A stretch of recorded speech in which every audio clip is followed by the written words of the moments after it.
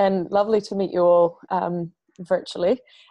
Be really keen to hear a little bit more about all of your campaigns or ideas for campaigns a little bit later on in the chat. But yeah, this is a really cool thing to do. I normally actually share an office with Elliot. My desk is that chair behind his shoulder, but I'm at home tonight. Yeah, so really exciting to be talking about taking campaigns from online to offline with you all. And because we are a small group, it would be really nice if we can keep this as really discussion based and really useful for whatever it is that you're working on. And so that we can make it as practical as I can for you. Yeah, so feel free to chip in at any point with any questions you've got. I'm not sure, Elliot, if you prefer if they're in the chat or if people just chime in. Do you have any preferences there? Whatever suits you. I guess just chiming in if you're comfortable with that. Yeah, I think that's easier for me than trying to keep track of a chat while I'm talking. Great. Cool, I'll just crack in, and that way we can leave a bunch of time at the end to talk properly. But I think the first point that it's worth chatting about is why should we even discuss online versus offline campaigning? And there's absolutely no doubt that online campaigning and mobilization is extremely powerful. And we need to remember that it's a tool that we use in our organizing strategies. And for the last quite a few years, there's been heaps of debate between the two camps of online organizers and offline organizers, with online campaigners kind of saying like, offline work's too slow, it's hard to reach people, we live in a digital age, what are you doing if you're not online campaigning? With the other camp of offline campaigners kind of criticizing online campaigners and saying they're all slacktivists and armchair activists and that online campaigning is really superficial. But to me, I think that debate is really dead in the water these days. It's really clear that actually it's not an online versus offline debate anymore. It's something that, you know, we live in a digital age, but we also need to make really deep lasting change and human connections. So we need both if we're going to actually be useful and make relevant change in today's society that's quick enough to actually make a difference on a lot of issues. So I think that's why I feel like this is quite an exciting space to work in. Just quickly, so that we're all on the same page, it would be good to get a couple of key terms out of the way. So campaigning, I think we all know what we're talking about when we're talking about campaigns, but just in case we don't, it's when we're working in an organized and active way towards a goal, and usually that's a social change goal in the context that we're talking. Mobilizing and organizing, they're two terms that often get really confused, but I think in this discussion it's really important to distinguish between them. Mobilizing is the practice of driving your base to take part in collective activities, like signing petitions, which would be an online kind of mobilization, or turning up at a march, which would be an offline version, with a focus on achieving a really good show of numbers. So it's kind of trying to get a base of people to do one thing to show how many people you've got doing it. And that's usually how online campaigns do their work. Organizing is a little bit different. It's the process of building deeper bonds with supporters and helping to skill them up to become leaders themselves. I'm going to show you a quick slide to just show you some differences between the two. Share screen.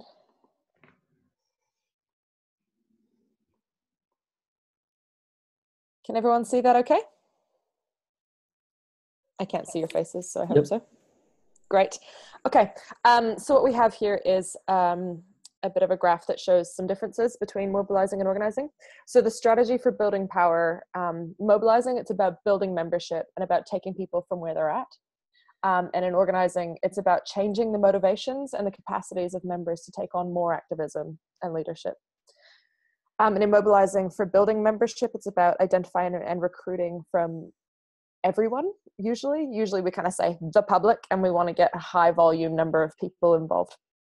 Whereas in organizing, it's about developing leaders who can engage others. So it's a much kind of more focused process there, looking at a much smaller group of people. In mobilizing, usually it's coming from a centralized hierarchy. Usually it'll be me or Elliot or someone, one of you guys sitting in an office and deciding like, oh, we need to have a petition on blah, blah, blah. and get everyone else to sign it, or we need to have a rally on blah blah blah and get everyone else to turn up to something that we've organized. Whereas in organizing, we're coming together with a group of people where we share the responsibility, and we're trying to bring more people in that way. And mobilizing is great to show that breadth of support, to show that, you know, people all across whatever community we're discussing support this issue. Whereas organizing is the depth of support, and that might be when you see activists doing something and they're saying, you know, like, I commit 20 hours a week to this because I care so deeply. Jumping ahead with all my slides. So there's some real differences. So it's when you get into that organizing section that that things get challenging. It's really interesting, and for me, it's where I love working. But it's a really hard job, and it's definitely not for everybody. It's kind of organizing that person by person and building up a robust base of people. And I think it's really essential, actually, if we're going to have lasting social change rather than a couple of one-off changes, that we do have that strong engagement, and that we're encouraging other people to have the skills to be activists like we are. So moving on, those are the two kind of differences, and they're both, neither is better than the other. They're both totally essential, and you can't do one without the other, which is great. So it's none of it's a value judgment. They're totally different. And as a bit of history, it's kind of changed throughout the years as well, the way organizing's been done. Back in the, I won't go any further back than this, but in the 1930s to 1960s, social justice campaigns used a lot of organizing because it was the only way to do it. They did a lot of door-to-door canvassing, small community recruitment meetings, a lot of one-to-one conversations standing out there on the street. And those were the core tactics that they used to build their movements. And then in the 60s and 70s, kind of this broadcast era hit where we could suddenly reach all of these people in one giant crack. So mass mailers became the way that we communicated with each other. And so there just kind of weren't those incentives to justify the hard work of getting out there organizing. So a lot of kind of that organizing capacity really dropped away. And then in this digital age, we've become better again at mobilizing because we can do these online calls to petitions. We can reach people in rural communities. We can get people to donate small amounts of money or sign petitions online, and we can focus pressure on a corporate or political target for a brief period of time, very strongly by a lot of us doing it. But over time, these kind of repeated calls to action where we're asking people to, you know, sign the petition, sign the petition, sign the petition, or jump in here and do this, they do hit a ceiling eventually. And for some kind of really kind of heavy lifting campaigns, it's not always possible to win through this kind of engagement. And we've kind of found that often then you do need that base of people power to kind of build off that huge mobilization. So kind of similar to the debate between online and offline campaigning, it's become really clear that we need to be better at at organizing and mobilization if we're going to kind of make the scale of change that we need to see. And I think we can probably all agree that now some of the issues that we're facing are massive, and we need to be kind of smarter and better than all of the forces that we're fighting against. So it's really important that we are good at both. I think it's worth saying that when we're working on offline organizing, we need a really different measure of success. So when we're organizing online, usually it's about how many people can we engage. So how many people liked this video, how many people signed the petition, how many people, virtually turned up, which would be the same as the kind of offline version of mobilization, how many people came to this rally. But we need to kind of look at it differently. So it's not about how many people who turn up, it's about how engaged they are.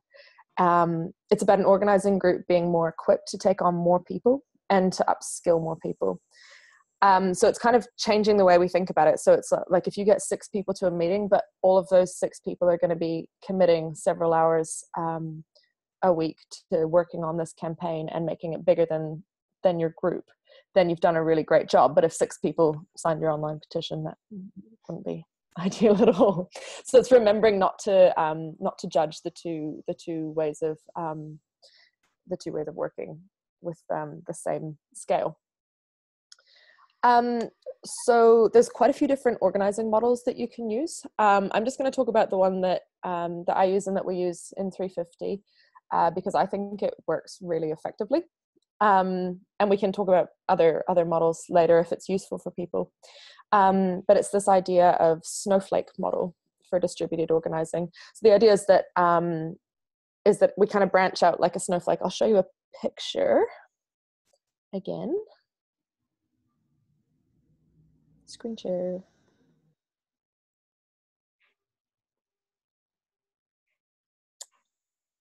Cool. So this is a snowflake model of organizing.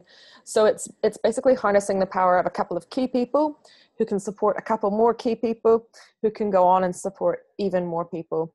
Not all of those people are engaged at the same level. We've got the organizers, we've got group leaders, and then we've got people supporting and doing other work on the outside. And that model is how we run campaigns in 350 here. So I support a group of leaders in different parts of the country, and they run groups. Usually I'll support a couple of people in one place who run groups on a specific campaign that we're all working on, and they mobilize the people in their own local communities. So that's how we do it. And are they autonomous? So those leaders, so as an organizer, you are giving support, or are you, it's more direction?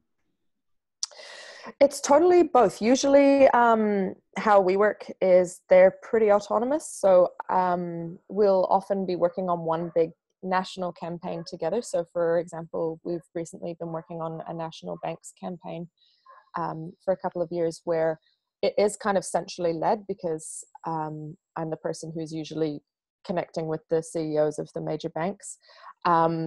But each local community has their own decision-making process over what they do from there. And then we all have to communicate really carefully to make sure that we're not stepping on each other's toes or we're amplifying each other's work where it makes sense. Also, at the moment, we've got quite a range similar to maybe, well, a little bit different actually.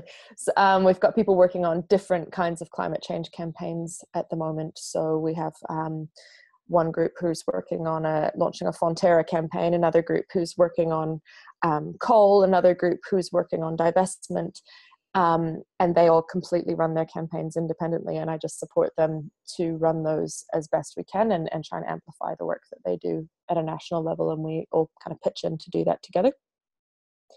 And to organize like this, it really requires a willingness to build power of supporters and empower them to lead. It takes a huge amount of time. It takes lots of time and energy to make sure that people are where they are and where they need to be and that they feel comfortable supporting other people. And equally, it relies a huge amount on digital communication and using all of those kind of digital campaigning platforms and being able to communicate really well from afar. And I can send you some resources after the call about this as well. And there's a couple of reasons why I think this works well. Is one, it really taps into the collective power of the people in your base. You know, if we're just asking people to sign something or turn up on a day, we have no way of kind of harnessing them beyond that. And you know, people have huge skills out there and are hugely influential in their communities. So why wouldn't we use that? And I think that's one of the big reasons why for me. So if I've gauged this correctly, to kind of move on a little bit, it feels like at least one of you, maybe two or three of you, have started your own online petitions already, and you have your campaign, and it's looking for a bit of a where to from here. Is that kind of correct? Oh, I can't hear you there, Mary. I can see that you're talking.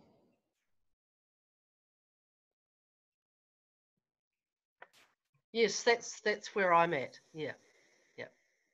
Cool. Well, maybe we'll talk about it from that point of view, and if people kind of want a different steer on this, we can go there as well. Cool. So great. So maybe another question to have in mind is, like, many of the campaigners that come through our platform, they haven't campaigned before, so they're not campaigners necessarily, and they've started a petition and they've got some support, and then it's the question of, yeah, how do you help it grow, but how do you take it further? Yeah, which Cool. might be similar to Mary's question. Cool. Yeah, that's great. And I think it's worth keeping in mind that all of these things are skills that you learn when you decide you're going to run a campaign, and you don't need to know them at the beginning, because there are heaps of people out there who want to share these skills and want to teach people about how to do this stuff. And I don't think I've met anyone yet who kind of knows about campaigning and then becomes a campaigner. It's usually you care about an issue, you get stuck in, and you learn partly the hard way and partly through people's very kind and generous support. So yeah, if it feels daunting, I apologize, but it's definitely not something that you need to be skilled in to start off with. Cool. So you've got your petition. You've done an amazing job of mobilizing heaps of people already. People have signed your petition and people are really into it. And that's usually for a few reasons, because it was timely. It made sense right now for people to be part of this. You brought the issue to them and you brought it to their attention, and you got it in front of them somehow, which is great. You made your issue relevant for them and you made them care enough to actually do something. And for probably most of us on this call, signing a petition isn't a big deal, but I think I certainly know a lot of people where to sign a petition feels like a really big deal and a big step for them to take. So if you've got people to care enough to do that, well done. That is awesome. Petitions are really great for introducing an issue, for showing supporters or society or decision makers or whoever you're working on that a lot of people agree with you. And it's really great for getting some coverage of the issue and getting those people to take that first step to do something. But then it's like, okay, now what? We've had all these people sign. What do we do with them? Sometimes you don't need to do anything. Sometimes your petition will win the day, and that's amazing. You'll deliver it to the decision maker and they'll see all the support that you've gathered and they'll just do what you've asked. And that's so great when that does happen. But usually and often it doesn't. Especially if you're battling big corporates, or extreme vested interests, or you're just working on something that's really hard. It's really common that the petition is just the beginning. So let's say, Mary, you've delivered your petition already. I'm not sure if you have or not, but let's just say you still delivered. running the petition. Okay, it's still running at the moment. It's only been going for about 10 days. Oh, cool, awesome. So it's still nice. You can still do heaps of planning from here. But it's really slowing down. The sign-ups have slowed down hugely. So that's, Yep, and I think that's pretty normal. Elliot will probably have a better gauge on online petitions, but I'd say that's pretty normal. So we'll talk a little bit about kind of keeping that going too. But also, let's say you've delivered your petition and whoever the decision maker is like, oh, that's really nice that you've got that support, but now we're not actually going to do that right now. That's a really kind of key moment where usually people feel like they've lost. And it does not mean you've lost at all. In my work, often we will launch a petition absolutely knowing it's going to be completely ignored, and very much expecting that the decision maker will say no. And that's great, because often to launch a bigger campaign, you need your decision maker to say no. Otherwise you have nothing to kind of rattle and shake. So it's difficult to build a bigger campaign unless someone said no to you. So you can use your petition as an opportunity for quite a few things. It's for that kind of decision-making body to publicly say no to you, and the louder in public they do it and the more support you have for your petition when they do it, the better. And hopefully they've had to come out quite publicly and refuse to do whatever you've asked. So this is where you kind of are looking to spark the pressure part of the campaign, where you kind of really turn on the heat on your target. Ideally, I think, Mary, if you're only 10 days into your petition, you're kind of right at the beginning, so that's okay. But I think ideally you've kind of had a bit of a thought about this before you launch your petition and your campaign, and you know where you want to take it beyond that, so you can start planning. I'd say 10 days in is absolutely fine for that. Firstly, I think you need a group. You can run your online petition by yourself, but you can't organize people and you can't mobilize them offline by yourself. And also, why would you want to? It's a really horrible big long slog. I think how to build a campaign group and a volunteer group is a whole workshop in itself. So we won't go into exactly how to do that right now, but you definitely just need to make sure you've got a few people together. Yeah. It doesn't have to be a lot of people. Most campaigns that have changed the world usually start with about 3 to 6 people. And certainly I've never seen a campaign start with more unless it's being run by a massive NGO. And they don't need to be experts, as we were saying earlier. They don't need to have experience in campaigning, but they do need to be passionate about your issue, or I will add, or passionate about you and supporting what you do. And then they become passionate about the issue. So often it would be like a good friend or a relative that you can kind of force to care about your issue and join in. Ideally, they're passionate by themselves. But the main thing is that they have some vested interest where they're prepared for the work that comes with a good campaign. So you've got this group of 6 of you, let's say, and you need to get going. So I think a couple of things that you need to think about there are, you need to be really realistic about what is the capacity of this group that you have. What is the time and energy? Are most people students? Are most people retired? Have you got a range of people? Are people working full time? What is the capacity that people do have, and how can you work with this and around this? Making sure that you're sharing tasks and responsibilities across the group. It's very easy and very normal that a couple of people would end up, or one person usually, would end up doing all the work. And that's really bad in lots of ways, and it leads to kind of these weird informal hierarchies, and it leads to all of the knowledge and power being held by 1 or 2 people, and it's really disempowering, especially for new people who would come and join you, to feel like there's no real way for them to do anything that's useful because someone's just doing it. So sharing responsibility is really important, and taking that time, even if it means doing something slowly or not as well as it could be done, giving other people a chance to do it and helping them through that. That is a huge part of the process, and it's a huge part of winning. So I think it's okay to say, oh, it's going to take us an extra week to get whatever this thing is out the door, but this new person will be able to do it at that pace, and I'll be able to support them well to do it. And then we have someone who now knows how to do that thing. Worth every minute that you can spare. So I think absolutely do that. And I think building trust in the relationships in your group is really key too.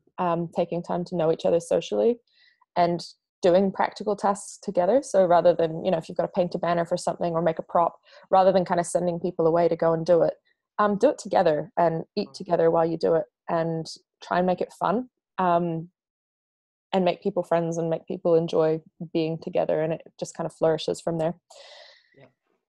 And buddy people up. So if someone's new and really shy, buddy them up with someone, ideally yourself initially if you're a very small group. And make sure that you're reaching out to other groups who are working on maybe something similar, or there might be kind of an intersection between your 2 issues where there might be a bit of support and you can call on them to help you. In saying that, also, if you're asking another group to help you, you need to be prepared to support their work too. Unless they're a big NGO that's offering to just help, which is really nice when that happens. So just making sure that you're part of this kind of really lovely ecosystem of people who help each other.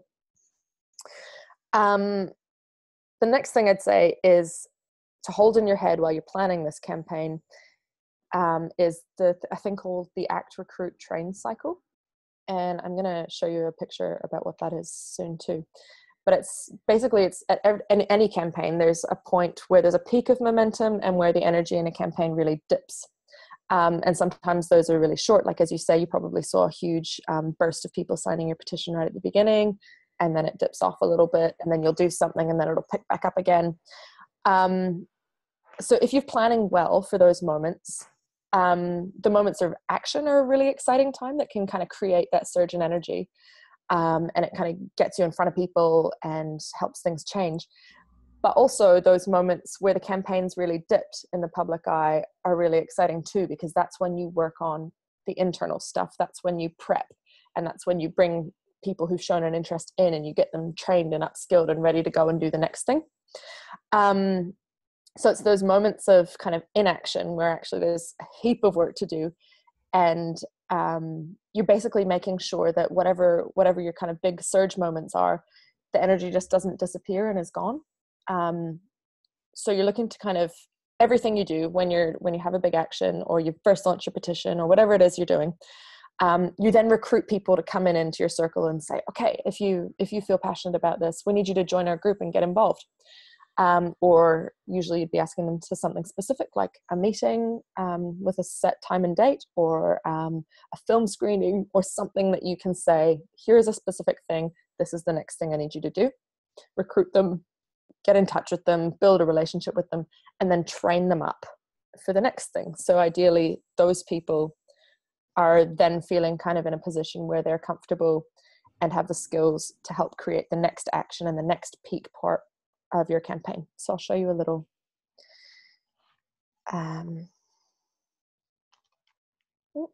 screen share.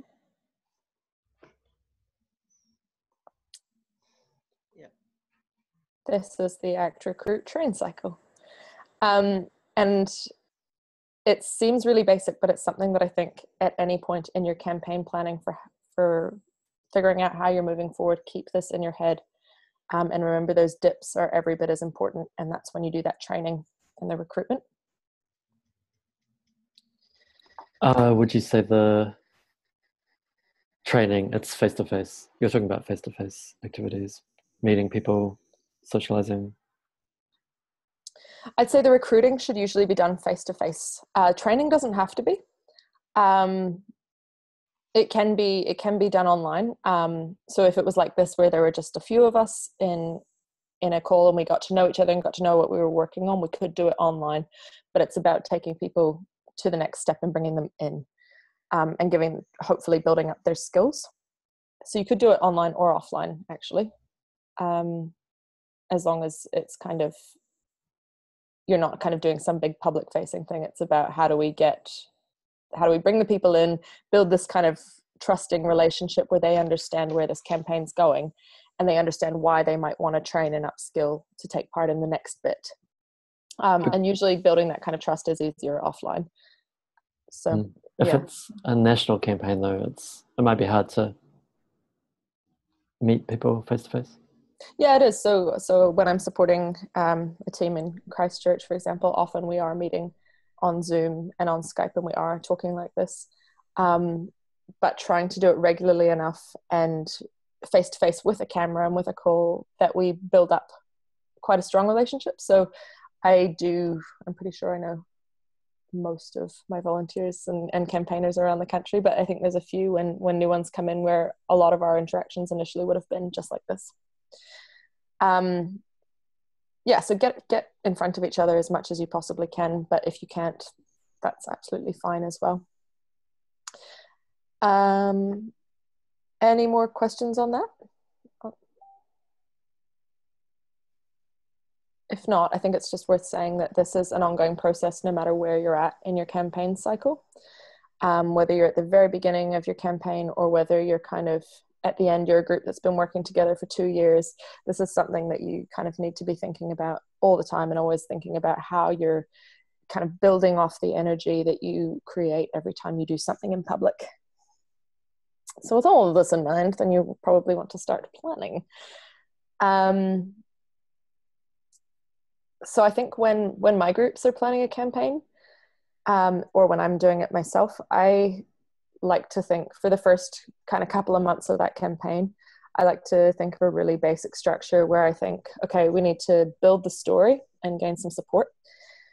And if we're using a petition, gather momentum for the petition, and then move it into putting on the pressure on our target, and then escalating, and then coming back down and regrouping and seeing where actually our campaign's at. And I think planning beyond that often isn't that useful, because campaigns are really dynamic and you never know what's going to happen and change along the way. So you can have some great ideas that never happen because the landscape changes too quickly. And there's a lot of kind of fancy different campaign lingo-y ways that you can label these steps, but it works best in my head to just think of it as like building the story, letting people know that there is a story, gaining their support and momentum, putting on the pressure, and escalating where you're at. And and then while you're doing that, thinking about how you can bring people in and join them. So I thought it might be useful to run you through a real life example of a campaign that one of my teams is currently working on. They're just in the campaign planning phase, or they've just finished actually.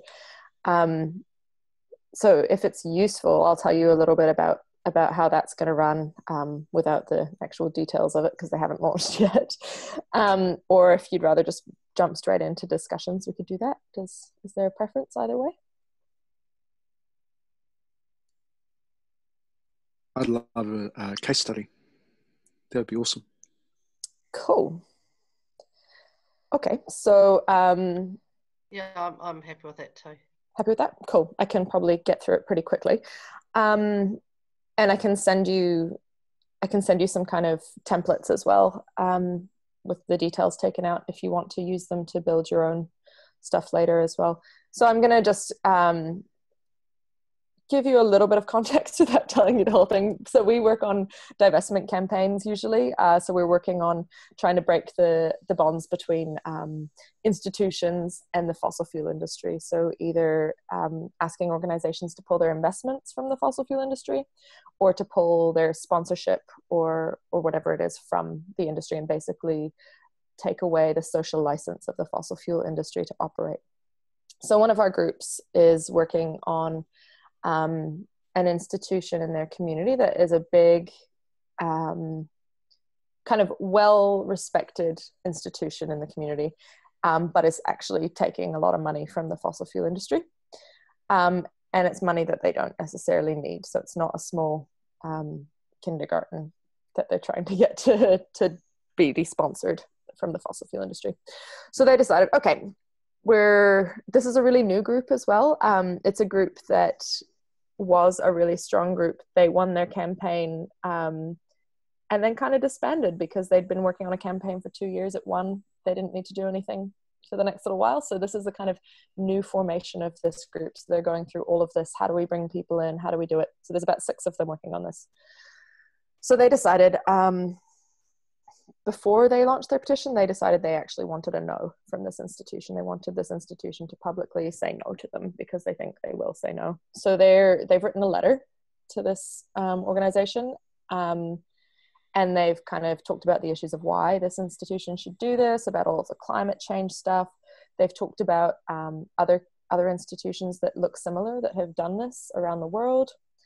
And this is a great first step because it means they can do it with just the 6 of them. It doesn't need any recruitment. It doesn't need any training. They can just get together, write the letter, say what they want to say, send it off. So they've set a deadline for when they need a response from this institution by. And if they don't get one by this date, they're going to consider it a non-response to what they're doing. If they get a response, they're going to have a meeting with this organization, and 2 people from the team have decided that they're going to be, the team has decided that 2 people are going to be the people who get dressed up and go and meet with this entity. And they're going to pitch in a very firm and friendly way that, we like you as an institution, but you actually need to stop doing this. And interestingly, the 2 people who the group's kind of decided to do this are people that have never done this before. So they're working on as a group kind of what they're going to say when they're in there, how they're going to act, how they're going to do it. So they're really upskilling as a kind of small immediate group about how to do this part.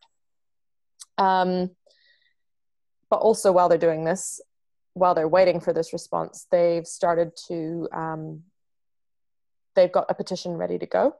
So they're kind of widening the group a little bit. They're calling in a couple more people saying, we're about to launch a petition. We're going to need people to help us get it out there. So in a week's time, they're running how to get people to sign your petition workshop. So they've got a few people signed up to come and do that who haven't been part of the strategy, don't know a huge amount about the campaign, but kind of have heard it bubbling. So have decided, yeah, we'll come and help learn how to do this petition stuff. So while they're waiting for this, they're doing this. They're going to be starting a bit of an online building the mystery. So their group on their Facebook is going to be saying, one of our favorite local institutions is doing blah, blah, blah, blah, blah. Stay tuned to learn how you can help. So doing that kind of like mystery building, they've decided. And they're going to do that both online and offline in their local community, putting up loads of posters and giving out flyers, as well as doing this on Facebook and social media. And to start painting that corporate fossil fuel sponsor as a bad guy. Did you know this organization does this and that? And kind of building that story up that actually the organization that they're taking money from is doing some really horrific things. So this all sounds like a lot, but it's just in a little short space of time with just a few of them kind of doing this. Then they are launching their petition. They decided that it's the first real public facing part where they're talking about what they're really doing. And it's going to be a kind of a tone where they're showing support for this institution. They're not making an angry demand of this institution. They're saying, look, this is someone that our whole community loves. We're showing you our support, that we want you to change this. This is going to initially launch online. And then they've got plans for how, once that kind of online fury dies away, how are they going to keep building that up offline? And making sure that every time that they're doing something online with the petition, there's an option to recruit people into this group. So they're constantly asking people, hey, you've signed the petition. Now do you want to help us go further? So this is being drafted just by 2 people from that team, and the rest of the group is going to approve it and have a look at it and add things. Can I ask that practical question? Like, somebody's just signed the petition. What's the question? What's the invitation? Is it a whole lot of range of options that they try at different times, or is it, can you help us get signatures? They're going to be running another workshop saying, come and help us. But I think the first opportunity they're going to be providing for people is saying, we want to actually go outside this venue and gather petition signatures. So this venue sees that a lot of people are doing this. So they're going to be inviting people to come to a workshop to learn how to do that, and then getting rostered on to go and do that. It's not a place where they'll necessarily get a lot of passers-by, and it'll be huge for getting the numbers up, but it's about making their petition visible to the people who are the decision makers in a kind of offline way. And it's like an event, so you have an event already organized to invite people to come to support. Yes, that's exactly it.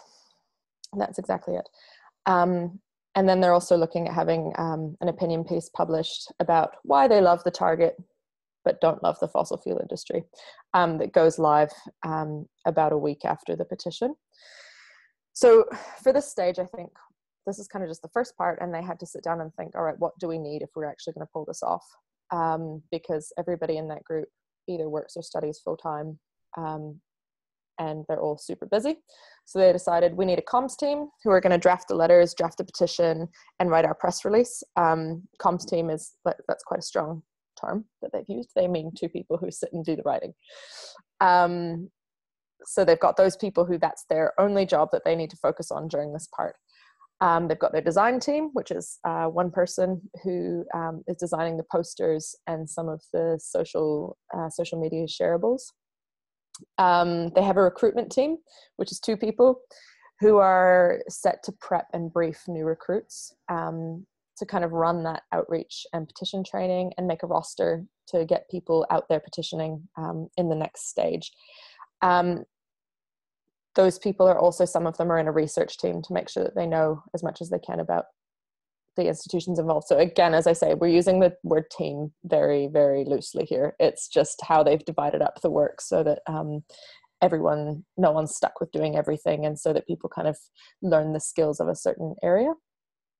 I think it's worth saying that in the recruitment team, people take on quite a big personal commitment in terms of when we're bringing someone new in. So someone's signed the petition and says, yeah, I'm really keen, I want to help. What can I do? We would get their email address and phone number. And so someone from that team initially would email them and be like, hey, great, thanks for signing our petition. Really great that you want to be involved. Can you come to this meeting on such and such a day? Or if you haven't got a meeting, you can also just invite them for a coffee and say, like, let's have a coffee. I'll tell you a little bit more about the wider plans and hear a little bit more about what you do so I can know how you can get involved. So making that real personal connection. And then on the day of, making sure that you send that person a text message as well, or get in touch via Facebook or whatever it is, in a really personal way, being like, hey, just reminding you that we've got this thing tonight, really looking forward to seeing you there. And you're basically trying to make that person feel a commitment to you as an individual, because they don't know enough about your campaign yet, besides the kind of superficial, I've just signed this, to kind of care beyond that. So they need to feel like they've made a commitment to you. So they're going to turn up because you've had this discussion and you've talked. So that's a really important part for that recruitment team. And people need to feel really comfortable with doing that. And you get comfortable pretty quickly. It just takes a few times and it's all good. And then there's that next step where your petition, kind of the online kind of side of it, has dropped down a little bit, and you need to think of ways to keep it still relevant, or still kind of doing its job, which is being a kind of tool for bringing more people in and kind of showing that people in the community care and getting people in the community hearing about it. So what they've said in their plan here is, so this is their part from June to August. We will have lots of good opportunities for getting new volunteers on the ground doing things. Some of it's not that specific, but what they've said is the rostering around the city. So they've decided that actually this institution is very concerned about their public image, and the people who make the decisions actually work in the building. So them seeing that people are working on the petition is really important. So they're going to make a big effort to be visible near that organization's offices. They're going to organize a volunteer group from new recruits who can find the contact details for as many different organizations and groups as possible who are going to co-sign on their petition. They have a couple of people who are going to work on getting public figures to come out and support this, and ideally it's public figures who have some connection with their target, so they have a few of those people in mind. Poster runs, they've got a lot of opportunities for doing postering, and postering is such a good way to postering and flyering is a really great way to bring a team together. So what they want to achieve in their postering, once this is kind of launched, is making the issue feel like it's all over the city, so everyone in the city knows about it, whether they do or not doesn't matter, but that you feel like every time you go into central Auckland or central Christchurch or whatever, you see something about this campaign. So that's what they want to work on. And it's a really fun thing to get people to do after a meeting. Go out with some paste and stick it up. Do it legally, or it's really annoying and people get mad at you. And doing some kind of social media bombing, having a team who have a list of relevant events where they can go with their stall and get people to sign up. And they're going to have a couple of small events of their own to build the pressure. I probably can't give details on that, but they have a few small events that they have there too. And they decided that so this is kind of like the 1.5 petition step. And they decided for this part, they really need a bunch of new engaged volunteers, because with 6 people, they actually just can't do that.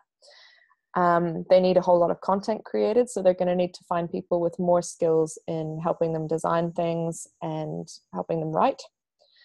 They're going to need people who have good networks, so reaching out and finding more people who can join that group. And they're going to need some physical things. They're going to need postering materials. They're going to need petition sheets. They're going to need to find a table. They're going to need to do all of that stuff. So they're going to work on that. And then the next step is they're assuming. Oh, hello. Not driving anymore by the looks. Cool. Welcome. We're just, I think you've probably. Can I ask a question on that as well? As how successful do you find those invitations if you have a petition of a group of people and you ask for volunteers, or you ask come to this event or are there any writers? I mean, how successful is that, or how can you make it successful? Yeah, that's a really good question. And again, it comes back to measuring it. So I think I had a group about a year ago who felt like they'd really not been successful because they'd only had 20 people from their 4,000 person petition turn up to something. And I was like, 20 people who've all said they're going to give up loads of time to come and do this. That's huge. That's exciting. And that's really amazing. So it's about kind of changing again from what we were discussing earlier, from that mobilizing headspace to the organizing headspace. Usually if you put the call out, you'll get a couple of people. So your group's building quite slowly, but actually that's, if you're 6 people or 3 people, that's usually all you can manage initially if you're going to build up a relationship with every new person that comes in. So if you put out a call for someone who, let's say, has design skills and you don't get anyone the first time, that's okay. You find someone in your group who can do that, or who can learn to do that well enough to suit your needs for now. And you keep asking. But you might get 2 other people who say, oh no, I don't have those skills, but I am keen to just stand on a stall. And they're your next group of people. So it's not about thinking when you put those calls out that you're going to get this massive response. It's about kind of 1 or 2 people at a time and building those really strong relationships as you go. Does that make sense and answer the question? Yeah, I think it's that repetition's really important, isn't it? Yeah, it is. And it's kind of that slow and steady thing. It's actually really hard to deal with a big influx of a lot of people when you're figuring something out as well. Yeah, so it's kind of just really changing the way that you're viewing that. And kind of the biggest group of mine that I say mine, I don't mean mine, the group that I support, they're 40 people, and that's huge. And I've never dealt with a group that big before. And they kind of started best practice right from the very beginning and have built from a group of 3 of them to a group of where, like, they have a meeting, 40 people turn up. They have working groups of 6 to 8 people. They go off and they do things. But that's almost 3 years of campaigning on that issue to get to that point. And they function incredibly well, but they have done it very, very slowly and very, very carefully. And their biggest focus has been on making sure that every time someone new turns up, they feel welcome, they have a purpose, and they have something to do. And it's pretty incredible how efficient they are. You wouldn't want to mess with them. You'd be glad they're not campaigning on us, let's say. So that's kind of the first part. And then they have the campaign that goes from there where the institution says no. So they're going to put more pressure on by doing a big offline mobilization event. I'm going to flip through this so we have time for questions. Actually, maybe even let's stop there because I realize I've talked for a long time and we need to do some questions. Well, maybe it's a good point because maybe that's where people are at, is rather than the future. Yeah. Goes, but the initial after the petition. Yeah, and I think the next part also is something that's really important that you do as a group and that you kind of haven't got too much planned in your head as 1 or 2 people before you have your kind of first core team. It's kind of exciting to be part of planning how the next big thing happens. And if people feel like they weren't part of that, it's actually, not ideal. Yeah, so sorry for jabbering on. Questions? That's great. That's awesome. It makes me think, Mary, about your campaign. You've got a very specific time frame, and you've got very specific. I think maybe there's a specific thing that you want people to do, which is you have this PDF of the Wellbeing Manifesto for the mental health inquiry that you want people to present. Maybe like it's quite a specific action as well. There might be other things as well. So maybe the question is how do you get people to do that in this time frame? People have been cutting. Yeah. Sorry, Mary, could you repeat that? It just cut out. It's just there's been a lot of cutting out. I don't know if you've experienced it, but I've been disconnected and haven't been able to pick up a lot of what you've said in the last 5 minutes. Oh no, I'm sorry. That's all right. It's just an internet problem. Yeah. If you turn off your video. Yeah, I might turn off the video actually. Yeah. Okay.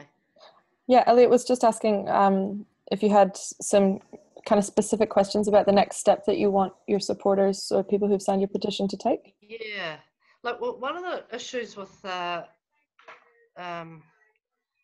this petition is we had to work really hard to get a sentence because it is a manifesto for whole system change. So it was quite a challenge to boil it down to the kind of sentence that you know, a lot of people who aren't particularly invested in the area might, you know, think, oh, that sounds pretty good. And so I'm just thinking through. So we're having a public meeting on the 31st of January. Oh, not January, July, with the inquiry panel. And we really, you know, we really want them to recommend to the government that they undertake the sort of major points of change that we're calling for. You know, I haven't really thought beyond that. I haven't really thought, oh, well, you know, what if they don't recommend what we want to the government? That would be a point at which we might reenact a campaign. But if they do, then is the campaign over? You know, yeah. Yeah, that's a really good thought. And I think if they do and they do exactly what you want, then you've won and you don't need to campaign anymore, which is great. Well, then the next point is, does the government accept their recommendations? Oh, okay. So there is a next step. Quite likely to. Yeah, yeah. So is your feeling reasonably likely to? And I'm sure there'll be some backroom talks before they put the recommendations to the government anyway. Yeah. So is the area where there's a bit of concern, is it that meeting goes really well so that they do make the recommendation that you want? Is that the kind of piece that feels like it's important?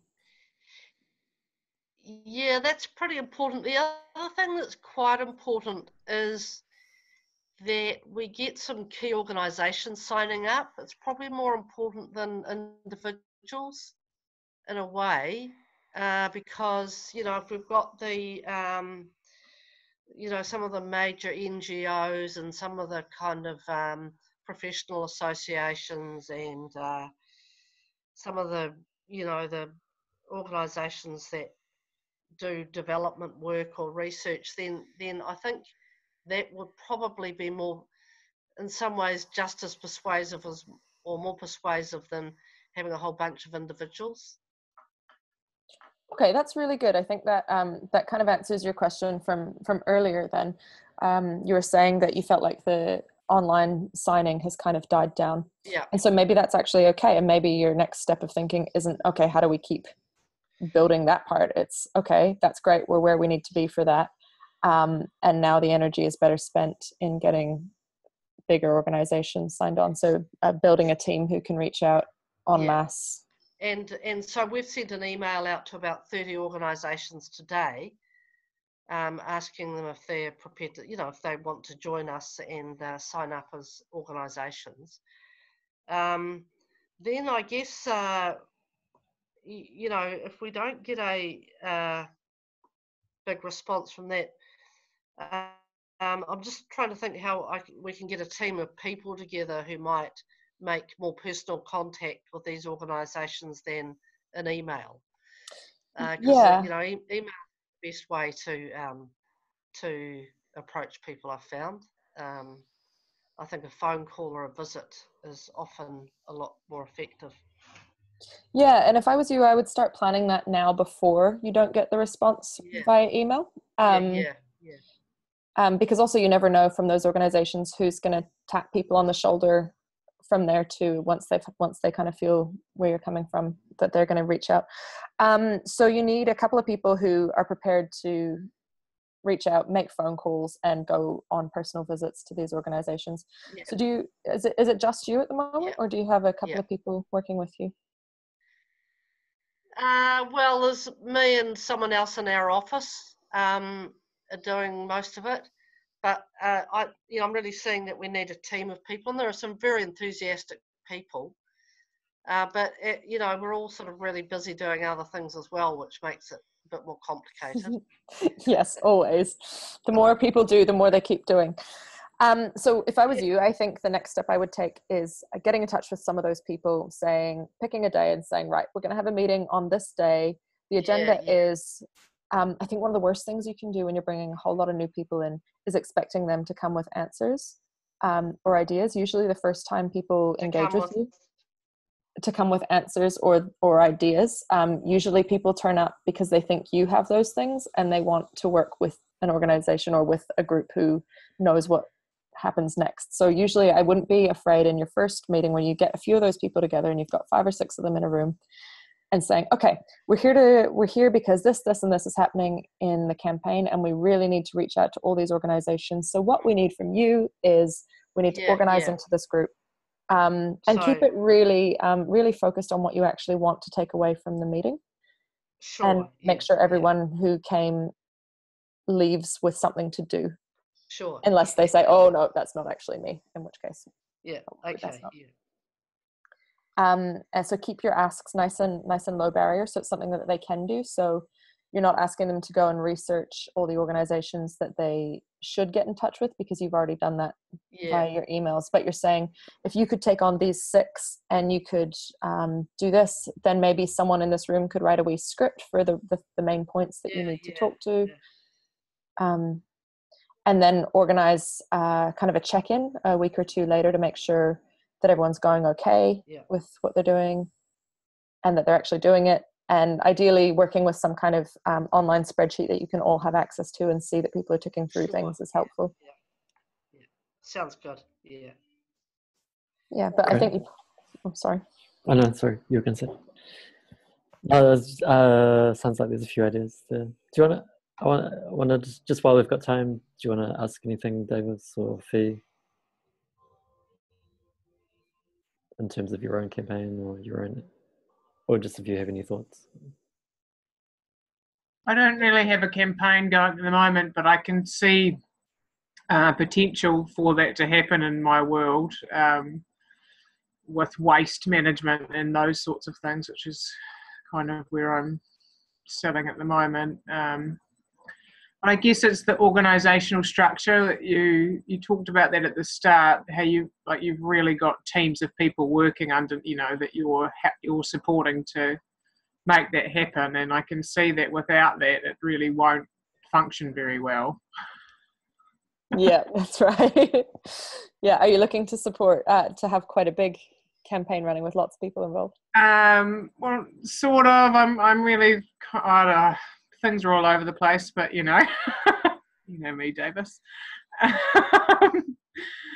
Yeah, and I can see that I do a bit of volunteer work with Fashion Revolution, and I want to start gathering people to help me do things in that area, because I've been doing it. I've been doing projects on my own for the past 5 years, and now I can't keep doing that, and so I'm now at this point where I want to gather some people from the local community to kind of help make that happen. And I guess I'm thinking about where those people are and how I can actually get them involved. Cool. Yeah, I think as well from what you're saying, if you've got lots of different bits of all of that happening, trying to pick one that you're bringing people in for so that you have one specific thing and everyone knows what they're joining for and all feels like they're on the same page to start building from. Rather than like, oh, we've got this and this and this and this. And people are like, well, oh my God, how do you do that by yourself? Much less, how do I join that? Yes, I think trying to narrow it down to one thing that you think you can have a bit of appeal that people will come and want to spend time doing to start off with is a really good way to kind of start narrowing that search down to build your team there. Cool, thank you. Did you have any thoughts or comments, Davis? Yeah, so I don't have a campaign going at present, as I said at the beginning. It was more, I've got an absolute fascination with collective energy, motivating people. I love collective consciousness, and it's just been fascinating. So I've done regenerative development and lenses, facilitation sort of stuff. Bill Reed with Regenesis Group and regenerative practitioner. So it's really fascinating coming from a completely different perspective about how to motivate people and encourage them and keep them going and energized, and holding that space.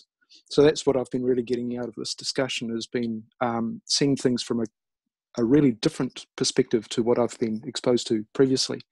And I'm really fascinated. So yeah, anything that you can send through, or potentially get involved in some way, I don't know, but I'm interested, I'm curious. Yeah. Cool. So, Yeah, I can send Elliot a bunch of resources to share with everybody after the call, because there's heaps and heaps out there on it all. cool. Mary Thank you. here.